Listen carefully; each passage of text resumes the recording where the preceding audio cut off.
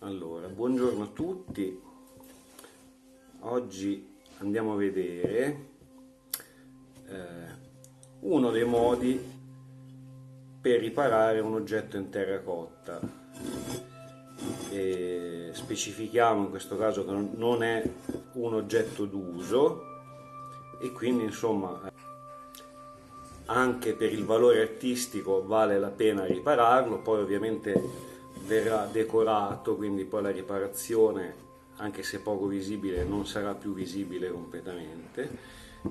E quindi vi mostro noi come lo ripariamo. Ci sono tanti modi, in questo caso vi faccio vedere come lo ripariamo noi. Qua abbiamo una scultura di una piccola volpe che durante la cottura ha sviluppato una crepa che non era presente durante l'asciugatura, quindi c'è stata proprio una crepa in cottura, non si sa bene il perché ovviamente, perché sennò non si sarebbe creata.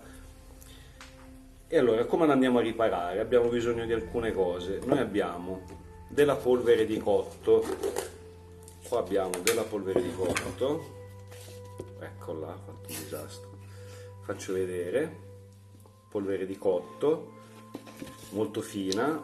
Questa come la otteniamo? Questa si può ottenere in diversi modi, o partendo da argilla cruda polverizzata, quindi prendiamo un pezzo di argilla, lo lasciamo asciugare e poi lo polverizziamo. La polvere ottenuta la mettiamo a cuocere all'interno di un pezzo già cotto, quindi un vasetto, un contenitore già in terracotta, e lo cuociamo ed otteniamo una polvere cotta. Oppure lo andiamo a prelevare tramite una lima, una raspa, da un pezzo di scarto, da un pezzo rotto di terracotta, e poi raccogliamo questa polvere che si viene creando con la raspa, grattando il pezzo cotto. Ovviamente si fa prima a farne grandi quantità preparandola da cruda, e quindi se ne possono fare tanta, diciamo. Ci servirà della colla.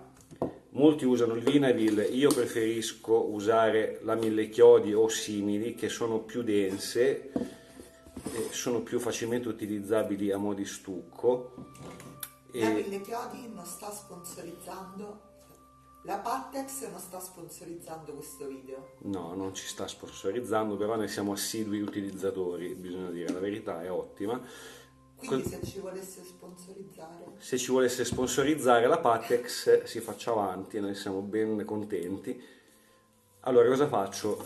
Tubetto, non ho la pistola quindi lo vado a estrarre, ecco, a modo artigianale. Quindi ho infilato il mattarello direttamente nel tubo e l'ho fatta uscire, ok, è bianca.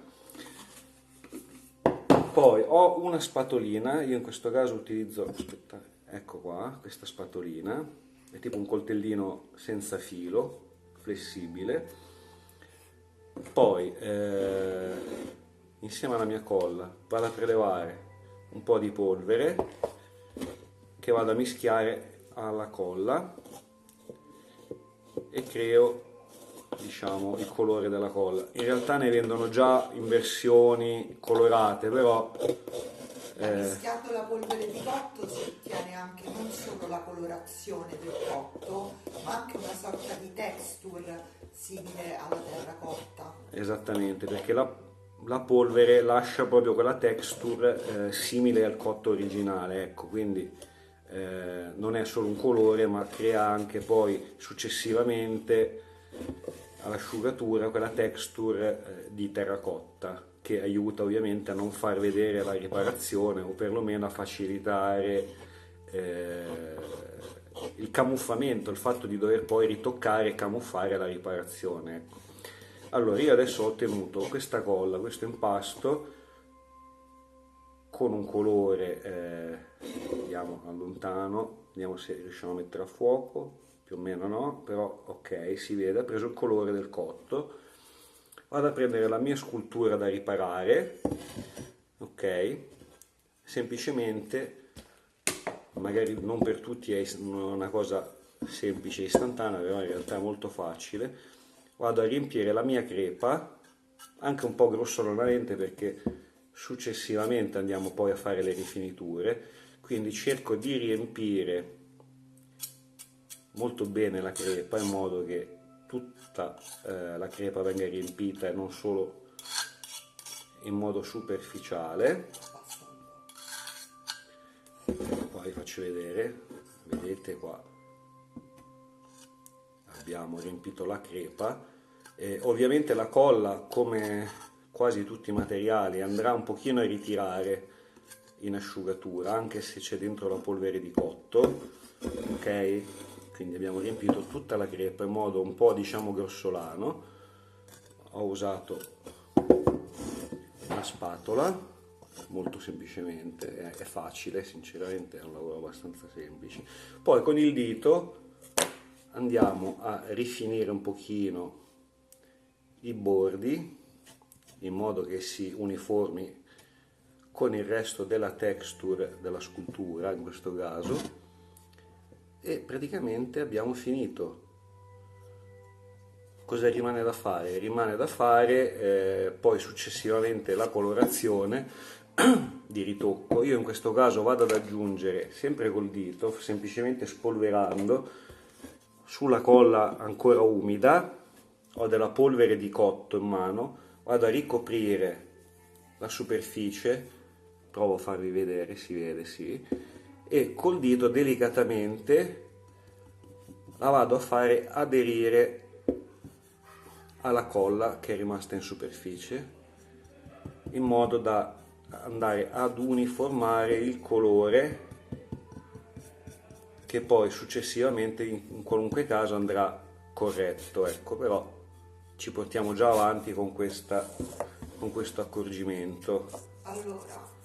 Allora, per quanto riguarda la colorazione, c'è da dire che ogni volta che si fa un forno, a seconda della temperatura, a seconda di quanto è pieno il forno, insomma a seconda di vari fattori. Anche a seconda della fornitura, perché non tutti i panetti di terracotta, anche dello stesso fornitore, hanno lo stesso identico risultato. Esatto, quindi in teoria per avere sempre, per ogni infornata, eventualmente della polvere di cotto, bisognerebbe sempre prendere dalla stessa argilla e ogni infornata mettere della polvere dentro. Questo chiaramente non è fattibile, quindi noi abbiamo della polvere che utilizziamo un po' standard per ogni scultura. A volte è necessario poi un ritocco di colore, perché magari la polvere è più chiara o più scura rispetto alla scultura, a volte invece siamo fortunati e non si vede. Ecco, qua ho finito di spolverare, di aggiungere un po' di polvere all'esterno. Il risultato è quasi completo, dobbiamo aspettare che asciughi ed eventualmente carteggiare se ci sono delle irregolarità, o se la colla ha ritirato molto, e quindi in quel caso si può notare la crepa, noi andremo a carteggiare e a spianare il risultato. Speriamo di essere stati chiari. Qualunque info ulteriore o dubbio ci potete fare delle domande sotto nei commenti e se possibile provvederemo a chiarirveli. Grazie a tutti. È molto contenta la Volpina adesso. Sì, adesso è contenta, abbiamo riparato la crepa che tra l'altro era in un punto delicato, diciamo. Sì. E quindi adesso la polpetta è pronta tra un po' a essere decorata definitivamente. Ciao ciao!